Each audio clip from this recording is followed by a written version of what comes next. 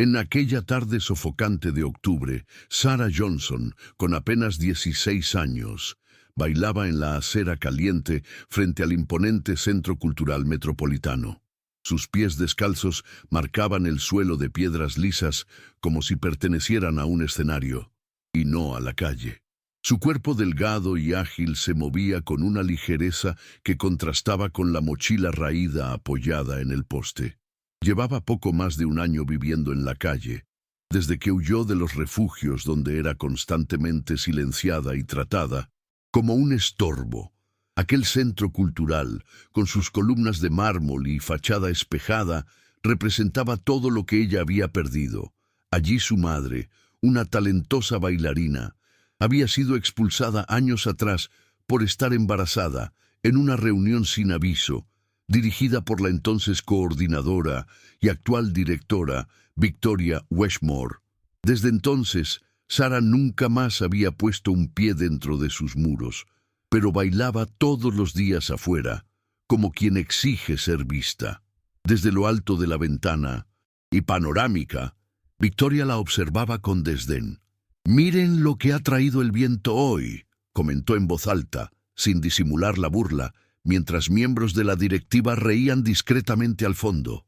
Pero, en la planta baja, en silencio, un niño en silla de ruedas miraba cada paso con los ojos vidriosos.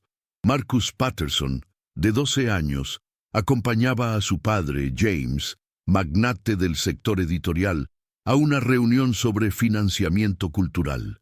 Nadie se dio cuenta, pero fue él quien primero señaló la figura que se movía afuera. «¿Está bailando para mí?», preguntó en voz baja, y por un instante el vestíbulo guardó silencio. Sarah no sabía quién era el niño que la observaba, pero sintió que en ese intercambio de miradas había algo diferente a todo lo que había conocido: respeto, fascinación y esperanza. James Patterson no era un hombre fácilmente conmovido. Criado en círculos donde la vulnerabilidad se veía como debilidad y la caridad como marketing, se había blindado contra cualquier emoción que no cupiera en un contrato. Pero al ver a su propio hijo, durante años emocionalmente retraído, sonreír al ver a una niña bailando en la acera, algo se quebró dentro de él. Marcus insistió en volver a verla. En los días siguientes, James advirtió que Sarah siempre estaba allí, a la misma hora, con movimientos distintos, pero con la misma entrega. Y algo en su mirada, firme pero cargada de cicatrices, no salía de su cabeza.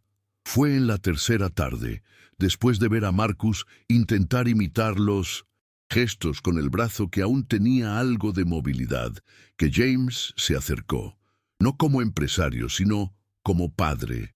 «¿Aceptas un refrigerio con nosotros?», le preguntó, interrumpiendo el baile. Sarah vaciló. Estaba acostumbrada a ser observada, pero no a ser invitada. Aceptó con desconfianza, manteniendo la mochila cerca y los ojos atentos a cualquier tono de lástima o superioridad. Pero nada de eso apareció.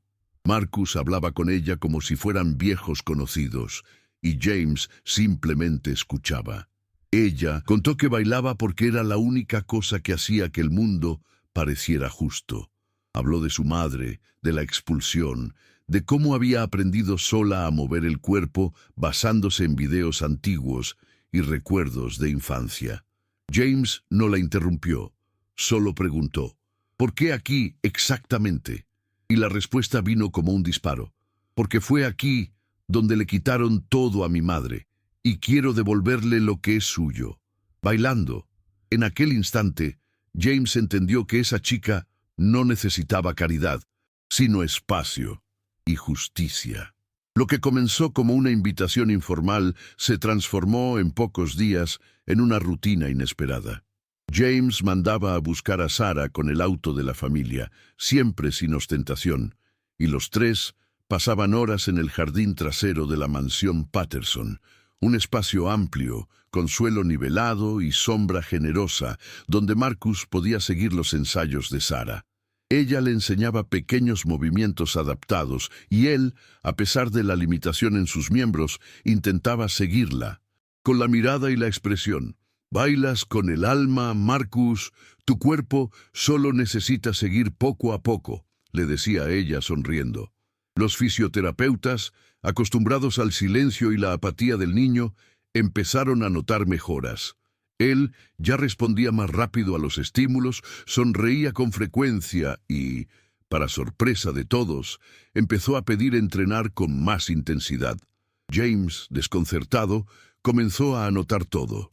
Pero fue durante una de esas tardes cuando Sarah hizo algo que cambiaría completamente la dinámica entre ellos. Sacó de la mochila una carpeta plástica vieja, manchada en los bordes, y se la extendió a James. Quiero que veas esto. Es por esto que nunca me fui de este lugar. Dentro había recortes de periódicos, correos electrónicos impresos, copias de oficios, anotaciones manuscritas y capturas de pantalla. Era una especie de dossier. Durante años, incluso viviendo en la calle, Sarah había estado investigando irregularidades en el Centro Cultural Metropolitano. Documentaba todo. Becas canceladas sin justificación, despidos de empleados por razones raciales encubiertas, contratos sobrevalorados e incluso cartas de denuncia anónimas que nunca fueron respondidas. James leyó en silencio. Al terminar, la miró como quien ve a alguien por primera vez. No quieres solo justicia para tu madre, quieres desenterrar la verdad, dijo él. Y en ese instante dejó de verla como a una chica bailando en la acera y comenzó a percibirla como una fuerza imposible de ignorar. En las semanas siguientes, la rutina de Sarah cambió completamente. Por primera vez en años, dormía en una cama caliente. Tenía alimentación regular y seguridad para concentrarse en algo más que sobrevivir. Con el apoyo discreto de James, comenzó a organizar todo el material recopilado, pero no lo hacía sola. James la presentó a una antigua aliada, Nora, una abogada negra que ya había demandado a grandes instituciones por discriminación sistémica. Nora escuchó la historia en silencio, revisó los papeles con ojo, entrenado y dijo: «Tienes aquí el inicio de algo muy serio, pero necesitamos pruebas definitivas, digitales y recientes». Fue entonces cuando Sarah, sin pestañear, reveló que ya estaba en contacto con un grupo de activistas y hackers independientes. Jóvenes que, como ella, conocían el dolor del desprecio institucional y estaban listos para actuar si había un plan sólido y justo. El plan empezó a tomar forma como un mosaico complejo. Sarah era el centro. Conocía los nombres, los rostros y los métodos que usaba Victoria Wemore para mantener el control del centro cultural como si fuera un feudo. Con la ayuda de Nora, elaboraron una denuncia formal. Con los hackers, rastrearon correos electrónicos, archivos ocultos en servidores internos y pruebas de que fondos públicos habían sido desviados durante más de una década. Pero todo tendría que revelarse de manera estratégica. No en un proceso silencioso, sino ante las mismas personas que durante años aplaudieron la falsa moralidad de Victoria. Hacía falta un escenario, y el destino ofreció uno, el gran evento benéfico del Centro Cultural, programado para dentro de 5 semanas, con transmisión en vivo y presencia de toda la élite de la ciudad. Vamos a devolver todo allí, en el mismo lugar donde intentaron borrar a mi madre, dijo Sarah. Y por primera vez, James no lideró el plan. Él simplemente siguió a la chica que había devuelto la vida a su hijo. La preparación para el evento fue minuciosa. Sarah volvió a bailar todos los días, ahora en estudios improvisados dentro de la mansión Patterson, con supervisión técnica y apoyo de artistas que creían en su causa. Ensayaba una coreografía nueva, hecha especialmente para esa noche, que comenzaba con movimientos suaves y delicados, semejantes a los de su madre, y evolucionaba hacia gestos fuertes, casi furiosos, como si rasgara el aire con cada paso. Mientras entrenaba, se publicaban videos cortos de los ensayos, de forma anónima, en redes sociales dedicadas al activismo cultural. La historia de una joven invisible que resistía bailando frente a las rejas del elitismo empezó a difundirse. Aunque no mencionaban nombres, los videos generaron curiosidad, luego apoyo y finalmente movilización. El día del evento, cientos de jóvenes y activistas se preparaban para estar en la audiencia, cada uno con su propio celular cargado y ojos atentos. La verdad estaba a punto de mostrarse en vivo. Victoria Woomore, por su parte, estaba radiante. El evento anual de 1906 Gala era su vitrina personal ante la élite de la ciudad. Lucía un traje azul oscuro con pedrería discreta, joyas finas y la sonrisa artificial de quien se cree invencible. Ni sospechaba que, en ese mismo momento, su ruina se estaba tejiendo con los mismos hilos de arrogancia que siempre había usado para dominar. Cuando los invitados empezaron a llegar, las cámaras se posicionaron. Se pronunciaron discursos, se alzaron brindis, y entonces, en el preciso instante en que Victoria se dirigía al escenario para anunciar la gran atracción de la noche, una presentación especial de un nuevo talento descubierto por la visión artística de la casa, las luces se atenuaron. La pantalla gigante, detrás del escenario, se iluminó con la silueta de Sarah entrando sola, bajo un único foco de luz. Su nombre no estaba en el programa, pero era imposible apartar la mirada. Y en ese instante, sin necesidad de pronunciar una palabra, empezó a bailar. La presentación de Sarah fue como un grito sin sonido. Cada paso contaba una historia no expresada. Cada movimiento llevaba el dolor que su madre había silenciado durante años. Bailaba como si el suelo estuviera hecho de recuerdos y el aire estuviera cargado con cada injusticia sufrida. Cuando la música se detuvo, la pantalla detrás de ella se iluminó de nuevo, pero esta vez no con luces ni imágenes artísticas, sino con documentos reales, fechas, nombres y vídeos grabados en secreto. Contratos fraudulentos, mensajes racistas intercambiados entre los directores, capturas de pantalla de instrucciones para excluir a alumnos que no representaban el estándar del centro. La audiencia, antes elegante y festiva, quedó en estado de shock. Murmullos empezaron a recorrer los asientos. Victoria, de pie junto al escenario, se quedó inmóvil, con la sonrisa congelada y el rostro pálido. Intentó interrumpir la transmisión, pero los técnicos se negaron. La operación ya no estaba en sus manos. James apareció al fondo del escenario, junto a Nora y Marcus, que sonreía orgulloso en su silla de ruedas. No dijeron nada. Simplemente se quedaron allí, viendo cómo Sarah recuperaba todo lo que le habían arrebatado. Tras el vídeo, la joven caminó hacia el micrófono y con voz firme dijo solo: «Me llamo Sarah Johnson. Soy hija de Maurice Johnson, bailarina expulsada por estar embarazada. Y hoy, ante ustedes, devuelvo la verdad al lugar del que fue arrancada». No hubo aplausos inmediatos, solo silencio. Un silencio pesado, real, como el de un tribunal en el Pindway instante anterior a la sentencia. Entonces, alguien del público se levantó, luego otro y otro más. Y poco a poco, todo el salón se puso de pie, aplaudiendo no solo la valentía de Sarah, sino todo lo que aquel baile había denunciado y liberado. La repercusión fue inmediata. A la mañana siguiente, los principales periódicos locales encabezaban con la imagen de Sarah con los brazos alzados en el escenario, frente a la pantalla que mostraba los documentos. «La verdad bailó ante la élite», decía uno de los titulares. Las redes sociales estallaron con videos de la presentación, análisis jurídicos, entrevistas con ex empleados que confirmaban todo. En menos de 48 horas, Victoria Woomore fue apartada de su cargo, investigada formalmente por fraude, racismo institucional y apropiación indebida de fondos públicos. A diferencia de lo que solía hacer con sus víctimas, no tuvo derecho al silencio. Todos los registros salieron a la luz con fechas, contextos y testimonios irrefutables.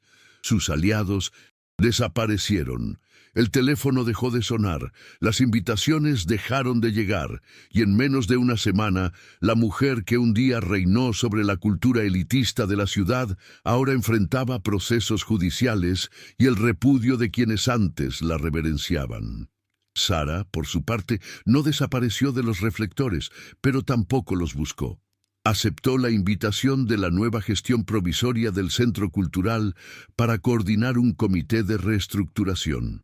Reunió a artistas periféricos, profesores, populares, exalumnos excluidos, y con ellos trazó el esbozo de un nuevo espacio, más accesible, más diverso, más auténtico. En reuniones abiertas, escuchó historias de abandono y resistencia. Lloró con madres que habían perdido hijos a causa de la violencia urbana y con jóvenes que abandonaron el arte por falta de oportunidad. Cada propuesta se analizaba con base en una pregunta simple. ¿Incluiría esto a mi madre si ella estuviera aquí? A los 17 años, Sara fue oficialmente nombrada Instituto Johnson de Arte Inclusivo, renombrado en honor a su madre. El día de la inauguración, Marcus, ahora con notables avances en su rehabilitación, cortó la cinta de apertura junto a ella. Y James, emocionado, no dijo nada. Simplemente la abrazó como quien sabe que está ante algo más grande que cualquier legado empresarial. El Instituto Johnson se convirtió rápidamente en un símbolo de resistencia y esperanza. Jóvenes de comunidades marginadas comenzaron a frecuentar sus aulas, muchos por primera vez teniendo acceso a clases de ballet, teatro, percusión y canto. Sara se aseguró de que los profesores fueran, en su mayoría, personas que también habían enfrentado algún tipo de exclusión. Había ex-reclusos enseñando literatura, ex-recicladores enseñando escultura, madres solteras liderando talleres de danza afro. Sabía que el talento y la excelencia no se forman en ambientes asépticos y elitistas, sino en lugares donde la vida late con fuerza. Una de las exigencias más simbólicas que impuso fue derribar la placa dorada que decía «La cultura pertenece a quienes la comprenden», frase acuñada por Victoria, y reemplazarla por una sencilla inscripción en la entrada. «La cultura pertenece a quien la vive». La fama de Sara se propagó como fuego en pasto seco. En pocos meses fue invitada a hablar en conferencias internacionales. Participó en foros sobre inclusión en las artes y dio entrevistas para cadenas de TV extranjeras. Pero, a diferencia de muchos, rechazaba contratos millonarios que la alejaran de su base. «Mi lugar es aquí. No puedo enseñar inclusión desde lo alto de un camerino lujoso», decía en una de esas entrevistas. Seguía viviendo con los Patterson, alternando el tiempo entre la casa de la familia y los pasillos del instituto. Marcus, por su parte, progresaba visiblemente. Ahora podía mantener el equilibrio de pie por algunos segundos, con ayuda, y estaba siendo evaluado para un tratamiento innovador impulsado por la actividad artística y emocional. Los médicos reconocían, sin Sara, nada de esto habría sucedido.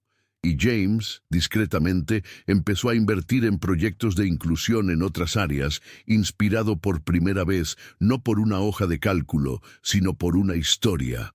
A pesar de toda la transformación, Sara llevaba heridas que ni la fama ni los aplausos lograban curar por completo.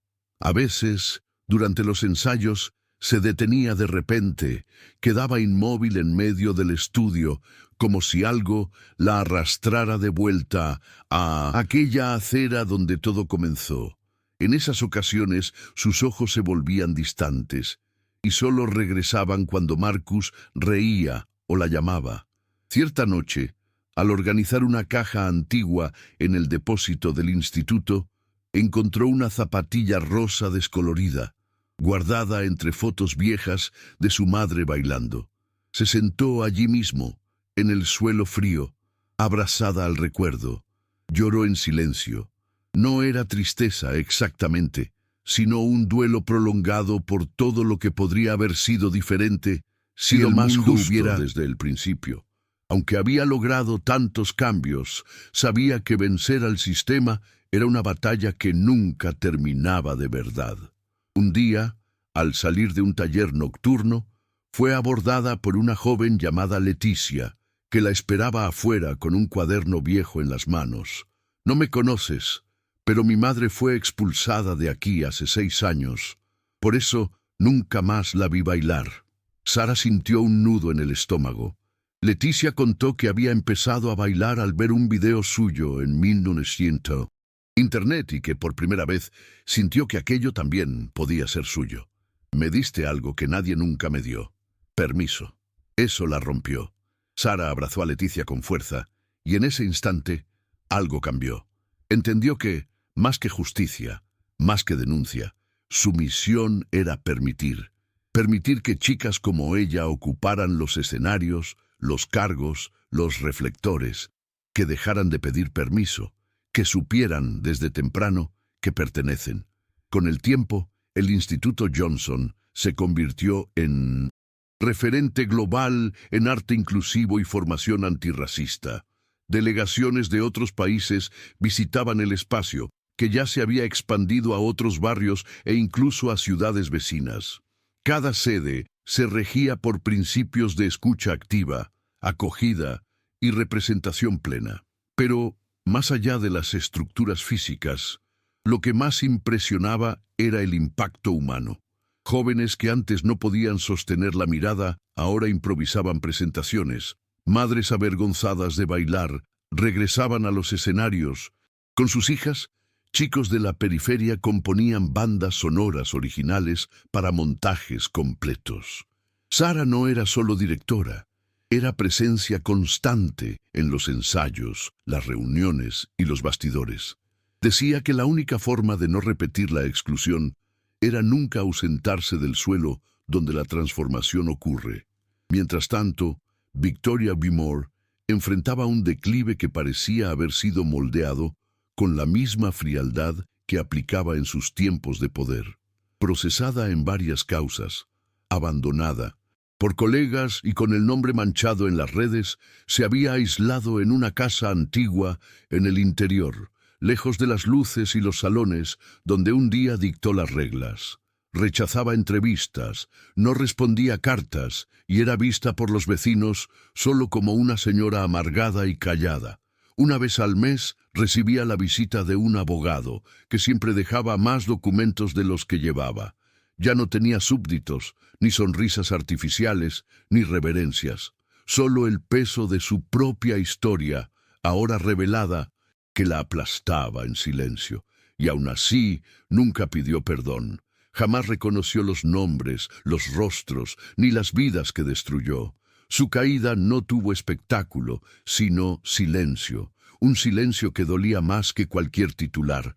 Cierta tarde de sábado, durante un círculo de conversación con adolescentes del instituto, uno de los alumnos preguntó a Sara si ella se sentía vengada. La sala guardó silencio, como si todos esperaran una respuesta grandiosa, pero ella pensó unos segundos antes de responder. «No, la venganza no construye nada. Lo que sentí fue restitución. No queremos ver caer al otro. Queremos el derecho a permanecer en pie».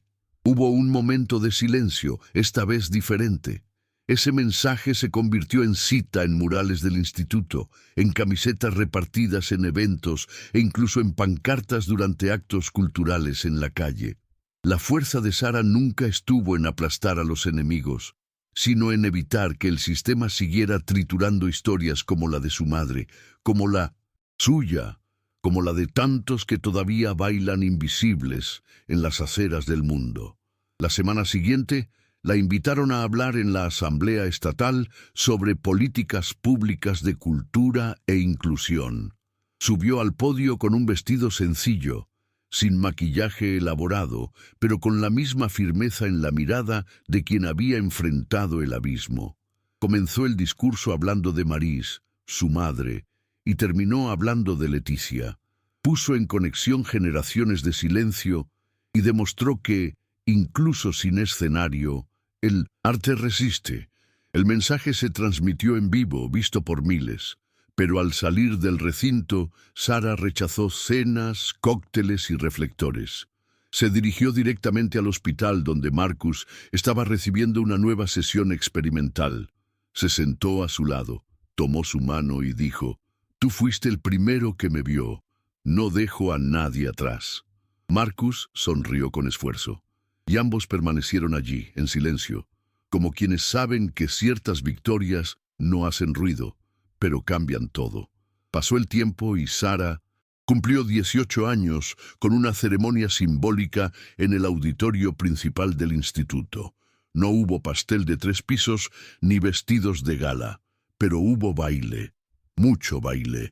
Jóvenes del Centro Cultural presentaron coreografías inspiradas en su trayectoria, mezclando movimientos de ballet clásico, danzas afro, hip hop e improvisaciones libres. Al final, Sara subió al escenario, miró al público repleto y respiró hondo. En lugar de un discurso, bailó. Sus pasos decían todo lo que las palabras no podían: alcanzar, resistencia, memoria, sanación. Al concluir, abrazó a Nora, James y Marcus, ahora con apariencia más saludable y expresiva, y dedicó la noche a la memoria de su madre. Aquello no era solo una celebración, era una afirmación de que había vencido, no con revancha, sino con permanencia. Meses después, Sara publicó un libro con su historia titulado «La acera no es escenario».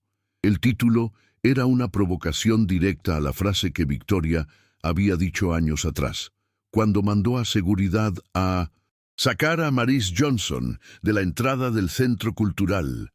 El libro se convirtió en un bestseller, adoptado en colegios, universidades y clubes de lectura en todo el país. Con un lenguaje directo, repleto de relatos reales y testimonios de jóvenes marginados, la obra no era solo un registro, sino un llamado. Sara empezó a ser invitada a orientar políticas de inclusión en otros sectores, como educación, salud y justicia. Pero se mantuvo fiel a lo que se había prometido a sí misma. Seguiría pisando donde una vez le negaron su lugar, y su mayor compromiso seguía siendo con aquellos que aún no habían sido vistos. Mientras tanto, el antiguo Centro Cultural Metropolitano, ahora Instituto Johnson, se expandía más allá de sus muros físicos. Proyectos itinerantes comenzaron a llegar a zonas rurales, aldeas indígenas y periferias olvidadas. Sara se aseguraba de estar presente en muchos de esos encuentros, aunque su agenda estuviera cada vez más ocupada. El arte es movimiento, y si no llega a quienes más lo necesitan, no sirve para nada, decía. En una de esas visitas, conoció a un grupo de niños ribereños que nunca habían asistido a un espectáculo en vivo. Cuando terminó la presentación improvisada bajo los árboles, una niña de 8 años le dijo: «No sabía que mi tristeza también podía bailar». Sara sonrió, se arrodilló y respondió: «Sí puede, y también puede convertirse en historia, en libro, en película o en escenario. Todo lo que es tuyo puede existir». Era ese tipo de impacto invisible en los informes, lo que más valoraba. Cierta noche, ya en casa, Sara encontró un sobre dejado discretamente por James sobre la mesa. Dentro había una carta escrita a mano por él. «Me enseñaste que ser padre va más allá de la sangre, que educar es ver, proteger y confiar. Gracias por permitirme hacer eso con Marcus, y gracias por permitirme hacerlo contigo». La carta terminaba con una sola frase destacada: «Tú nos salvaste». Sara lloró en silencio al leerla, no porque buscara reconocimiento, sino porque comprendió que su camino no había sido solitario, y que, a pesar de todas las ausencias, ahora tenía una familia que la había elegido y que ella había elegido de vuelta. El dolor de antes no había desaparecido, pero ahora formaba parte de una historia más grande, una historia que, en lugar de ser enterrada, se bailó hasta hacerse oír. En una entrevista reciente, cuando le preguntaron cuál había sido el momento más significativo de su trayectoria, Sara no mencionó el evento benéfico, ni los premios recibidos, mucho menos el libro publicado. Habló de una noche en que, volviendo tarde del instituto, pasó frente al lugar donde acostumbraba bailar en la acera. La misma piedra gris, el mismo poste donde dejaba su mochila raída, ahora iluminado por focos bajos y un pequeño memorial artístico con flores y cartas dejadas por alumnos. Se sentó allí unos minutos, en silencio, y al levantarse, notó que, incluso sin ella, otros jóvenes se estaban presentando, improvisando, creando, resistiendo. Entendió entonces que ya no se trataba de su dolor, su lucha o su justicia. Se trataba de haber abierto un camino para que muchos otros pudieran ocupar ese espacio y no bailar nunca más invisibles. A la mañana siguiente empezó el día como siempre, recorriendo el pasillo del instituto, saludando a cada alumno, observando los ensayos, escuchando historias. Se sentía plena, no porque todo hubiera salido bien, sino porque había permanecido fiel a lo que era. A los 16 bailaba en la calle como quien gritaba por existencia. A los 18 bailaba en escenarios, salones y corazones, como quien ya no necesitaba pedir permiso. La superación de Sarah Johnson no surgió solo de lo que conquistó, sino de lo que construyó para los demás. Y aunque todavía existieran injusticias en el mundo, ahora también existía el Instituto Johnson, una red viva de resistencia y arte, donde cada paso, cada gesto y cada voz decían sin miedo: nosotros pertenecemos. Años más tarde, el Instituto Johnson se convertiría en objeto de estudio en universidades internacionales, y la historia de Sara inspiraría adaptaciones en documentales y obras de teatro. Pero nada de eso parecía deslumbrarla. En una clase inaugural para nuevos alumnos, ya con voz más madura y mirada serena, dijo: «No quiero ser recordada como excepción, quiero que ustedes sean la norma». Esa frase se convirtió en lema de campaña, tatuaje en el hombro de una alumna, estandarte en protestas estudiantiles. Y Sara, a pesar de tener su nombre conocido en varios países, seguía siendo aquella que lo detenía todo para atar el lazo de la zapatilla de un niño o escuchar una confidencia en el pasillo. Nunca abandonó los cimientos que construyó con sudor, lágrimas y valor. Y cada día se volvía menos un símbolo y más un espejo, donde otros se veían con dignidad por primera vez. Victoria Wamore, en cambio, fue condenada en 3 procesos distintos y perdió todos los títulos y homenajes que en su día ostentó. Vive, sola, sin visitas, con el tiempo carcomiendo lentamente aquello que ella intentó borrar en los demás: el derecho a existir con dignidad. Su nombre rara vez se menciona, salvo en los archivos judiciales o en seminarios sobre racismo institucional. Sara nunca celebró públicamente su caída, pero cierto día, al ser preguntada por ella, respondió con calma: «Su silencio fue el mayor reconocimiento de lo que hicimos». Y con eso siguió adelante, porque su misión nunca fue destruir, sino reconstruir. Y lo que ella reconstruyó, con arte, verdad y coraje, nadie más pudo borrar.